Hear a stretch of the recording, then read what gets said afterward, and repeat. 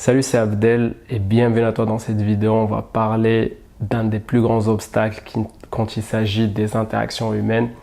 C'est cette sensation d'appréhension, de stress, d'anxiété d'aller vers les autres, que ce soit en groupe ou une personne en particulier, que ce soit dans une soirée ou dans un networking. Donc par exemple, tu es en mode tranquille avec tes potes en soirée, tu vois une personne, tu dis ok, j'ai envie d'engager la discussion, et là tu passes en mode stress, appréhension, etc. Et tu te dis ok, pourquoi je me sens comme ça, etc. Donc dans cette vidéo, je vais te partager 4 points. À partir du deuxième et troisième point, on va revenir sur une erreur qu'il faut éviter. À partir du quatrième point, on va conclure avec une analogie. Donc le premier point, on n'en parle pas du tout, je pense, c'est l'indécision d'open, d'aller vers les autres. Par exemple, tu es quelqu'un qui cherche une copine et tu es en soirée et tu vois une personne et à chaque fois tu hésites, est-ce que tu as vraiment envie d'aller vers cette personne ou pas, par exemple. Et du coup, tu crées de l'hésitation, tu concentres ton focus parce que juste tu manques de clarté sur ce que tu veux. Et du coup, là, ça va venir donner plus d'espace encore pour ce stress, on va dire, et cette rumination d'aller vers la personne, par exemple. Donc là, plus tu as de la clarté, plus la décision, il n'y aura pas de pression. Tu vas te dire, ok, oui, non ou pourquoi pas en fait. Et du coup, quand tu raisonnes avec ce mode simple parce que tu as de la clarté, tu verras que ça va t'aider à garder ton focus pour autre chose, pour s'amuser par exemple. Donc ça, c'est le premier point, c'est l'indécision d'open. Le deuxième point, c'est la maîtrise de tes interactions. Ça, c'est un point qui est clair, c'est que plus tu es solide dans la compréhension des dynamiques sociales, plus tu as l'expérience, plus tu sors souvent, etc., plus tu vas avoir confiance en ce que tu dis, etc. Et du coup, tu vas avoir moins de stress, d'appréhension, d'anxiété quand il s'agit d'aller vers les autres parce que tu commences à avoir de l'expérience et parce que tu as de l'expérience. Ça, c'est clair, donc je ne vais pas trop m'étaler là-dessus. Et par contre, justement, on va revenir sur ce point, mais dans le troisième. Le troisième point, c'est l'overthinking du rejet. Ça veut dire la rumination du rejet. C'est-à-dire que tu vois une personne, au lieu de se dire, ok, ça va peut-être être une interaction cool ou peut-être pas cool, etc. Et au lieu de voir les choses de manière simple, là, tu commences à te dire, ok, imagine si ses potes arrivent, ils sont pas cool. Imagine si je me fais rejeter devant mes potes en plus, etc. Ou par exemple, tu te dis, ok, imagine son copain, il arrive, etc. Et là, tu commences à créer des scénarios, tu vas rentrer dans une boucle qui va amplifier tes émotions. Et là, c'est là où tu passes vraiment en mode vraie appréhension ou vrai stress. Parce que là, il y a un travail de fond à faire en fait. C'est normal d'avoir un peu d'appréhension, surtout si ça fait un moment que tu n'es pas sorti ou c'est le moment où tu veux décider justement d'avoir de meilleures compétences sociales. Mais si tu vois à chaque fois qu'il y a beaucoup d'appréhension, beaucoup de résistance, c'est qu'il faut faire un travail de fond. Et quand tu fais ce travail de fond, tu verras qu'il y a souvent deux grandes émotions qui reviennent.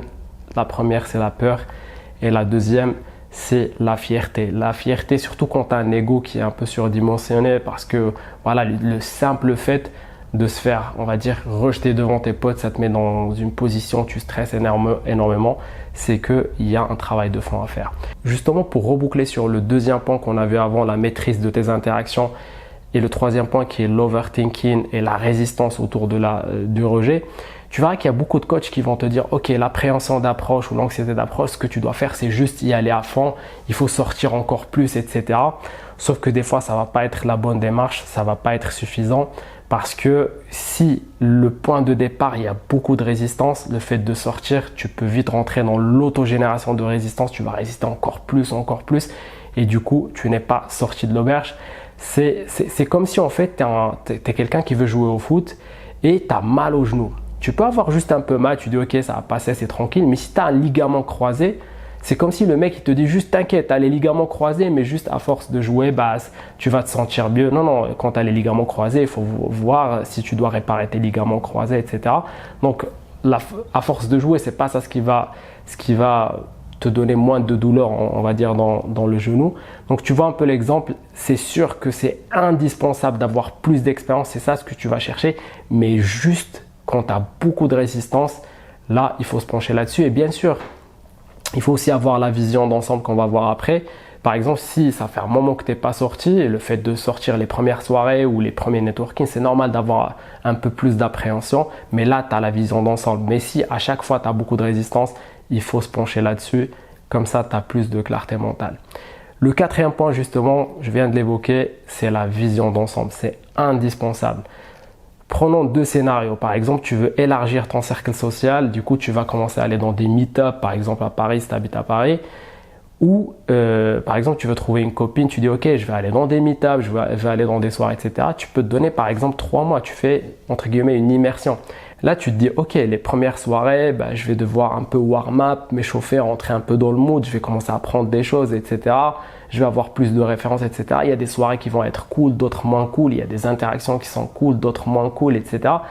Et quand tu as cette vision d'ensemble, tu vas voir que ça va te libérer beaucoup d'énergie, tu vas être beaucoup plus focus et tu vas plus enjoy the process et de profiter de chaque moment au lieu d'à chaque fois aller dans une interaction stressée, à chaque fois tu stresses pour un open, pour une interaction, alors que quand tu as la vision d'ensemble et tu es focus sur l'action, sur apprendre, même des fois tu vas pas te mettre la pression, tu dis ok, je veux sortir pendant 3 mois.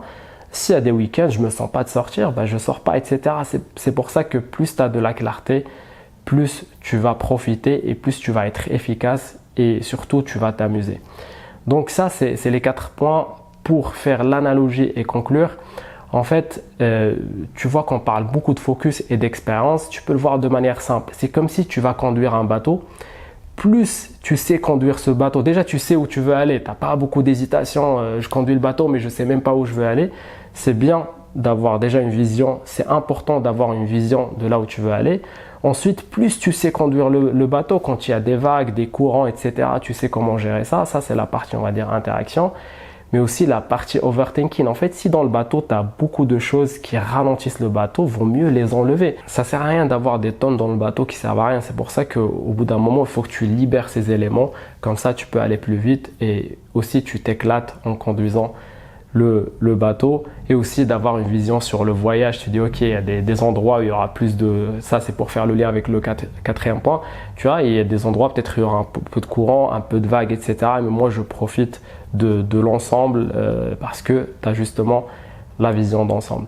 J'espère que tu as apprécié la vidéo. Si c'est le cas, n'hésite pas à liker, voire même commenter ou t'abonner si ce n'est pas encore le cas. Et moi, je te dis à très bientôt.